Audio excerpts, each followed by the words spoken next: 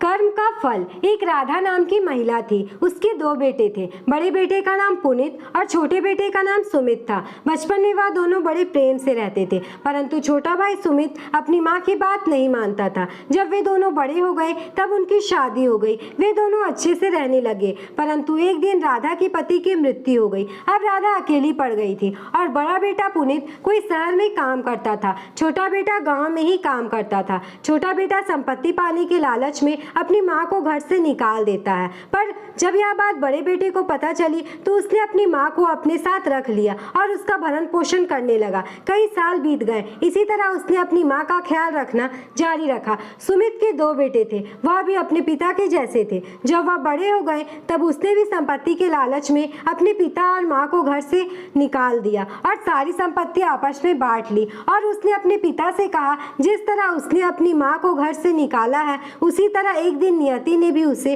घर से निकाल दिया। तब सुमित को अपनी गलती का पछतावा हुआ। तब तक बहुत देर हो चुकी थी। दोस्तों, इस कहानी से हमें यही सीख मिलती है कि हमें अपने माता पिता का हमेशा सम्मान करना चाहिए, चाहे उनके पास कोई धन हो या ना हो। उनके प्रेम के सामने धन बहुत ही छोटी चीज है। दोस्तों, ये वीडियो कैसा लगा कमेंट करके जरूर बताइएगा और वीडियो पसंद आया तो वीडियो को लाइक करके चैनल को सब्सक्राइब करना बिल्कुल नहीं भूलिएगा।